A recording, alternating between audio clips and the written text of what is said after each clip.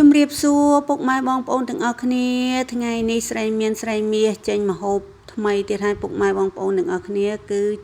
ឆាជូអែមដោយបងប្អូនឃើញខាងដើមវីដេអូមកអញ្ចឹងគឺយើងចាប់ផ្ដើមលាងត្រីលាងអីដាក់បំពងអញ្ចឹងណាពុកម៉ែបងប្អូន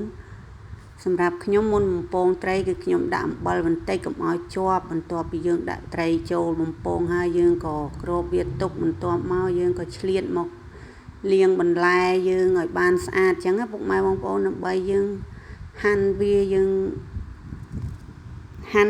ដើម្បីយើងយកទៅឆាអញ្ចឹងណាពុកម៉ែបងប្អូនឥឡូវនេះយើងចាប់ផ្ដើមចិតខ្ទឹមបារាំងបកខ្ទឹមបារាំងលាងឲ្យស្អាតលាងម្នាស់លាងអីឥឡូវនេះបន្លែយើងលាងរួចរាល់ហើយយើងក៏ចាប់ផ្ដើមយកវាមកចិត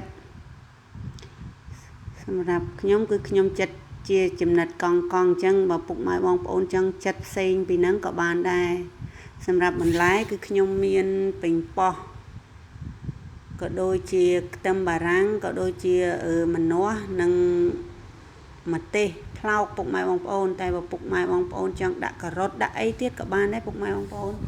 ឥឡូវនេះបន្លែយើងរួចរាល់ហើយខ្ញុំក៏ចាប់ដើមហាន់ស្លឹកខ្ទឹមដើម្បីយើងទុករោយពីលើឆាយើងអញ្ចឹងណាពុកម៉ែបងប្អូនស្លឹកខ្ទឹមយើងនេះរួចរាល់ហើយខ្ញុំក៏មកមើលត្រី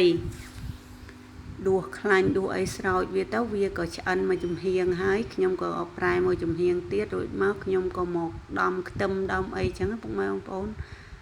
ដំវាទុកបំពងឆាពុកម៉ែបងប្អូន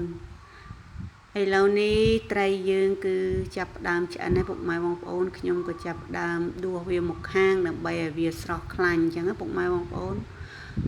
បន្ទាប់ពីវាស្រស់ខ្លាញ់ល្អហើយគឺខ្ញុំដួសវាដាក់ចានពុកម៉ែបងប្អូនបន្ទាប់ពីដួសវាដាក់ចានហើយខ្ញុំក៏ដាក់ខ្ទះដើម្បី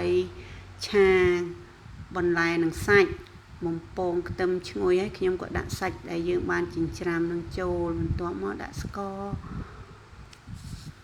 ប៊ីចេងក៏ដូចជាប្រេងខ្យងទឹកត្រីអញ្ចឹងណាពុកម៉ែបងប្អូន